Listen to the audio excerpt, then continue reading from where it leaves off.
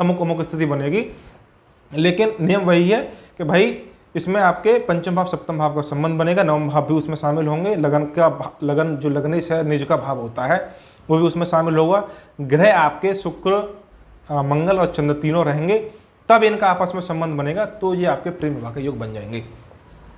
इसके बाद हम देखेंगे अंतरजातीय प्रेम विवाह। तो अंतरजातीय या अंतरधार्मिक जो प्रेम विवाह होते हैं उसमें आपके नवम भाव की भूमिका होती है, क्योंकि नवम भाव आपके धर्म परंपरा का होता है, धर्म परंपरा रीति रिवाज का होता है, अनुष्ठान का होता है, जो आपके घर परिवार में रीति रिवाज चली आ रही है। तो विवाह जो होता है एक प्रमुख संस्कार है, एक प्रमुख हमारे जीवन की एक शुभ घटना है। तो ये सब जो चीज़ें होती हैं हमारे जीवन में वो नवम भाव का दिन ही होंगे। तो जब आपकी कुंडली का जो धर्म का कारक ग्रह है गुरु, नवम भाव और नवम भाव के स्वामी जब ये पीड़ित होते हैं और कुंडली में प्रेम विवाह का योग बन रहा हो, तो वहाँ पे अंतरजातीय प्रेम विवाह होते हैं। और इसके साथ साथ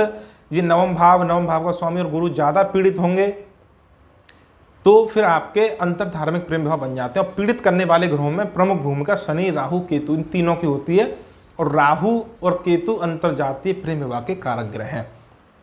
जैसे कि अभी जो आपको बताया था कि भाई पंचम भाव का संबंध और सप्तम भाव का संबंध आपस में जब बन जाता है तो प्रेम विवाह का योग होता है, लेकिन उसमें आपके शुक्र और मंगल की भूमिका भी हो गई उसमें, साथ में उसमें आपके राहु और केतु की यदि कोई भूमिका बनती है राशि, नक्षत्र, नवांश के आधार पे या युति के आधार पे, तो वहाँ भी आपके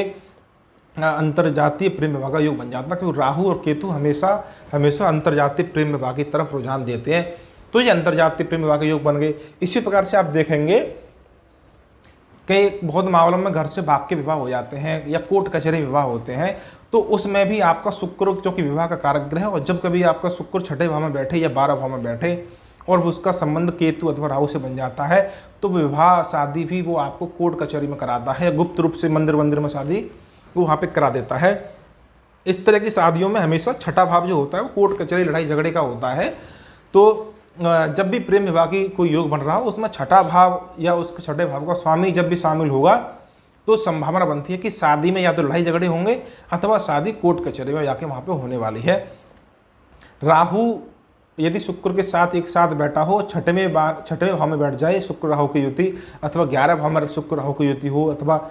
12 भाव में शुक्र राहु की युति हो, तब भी आपके घर से भाग के शादी के योग बनते हैं। घर से भाग के शादी के योग के कई भी और भी योग होते हैं, जैसे 12 भाव जब भी सक्रिय होता है किसी भी कुंडली में 12 भाव या 12 भाव का स्वामी, तो वो भी आपके घर से भगा के ले जाता है। तो अगर कुंडली में घर से भागने का योग बन रहा हो और फिर प्रेम विवाह का योग बन रहा हो, तो फिर वो ऐसी स्थिति में प्रेम विवाह के मामले में घर से भागता है। और फिर यदि आपका छठा भाव और नवम भाव आपका सक्रिय है उस इन योगों में,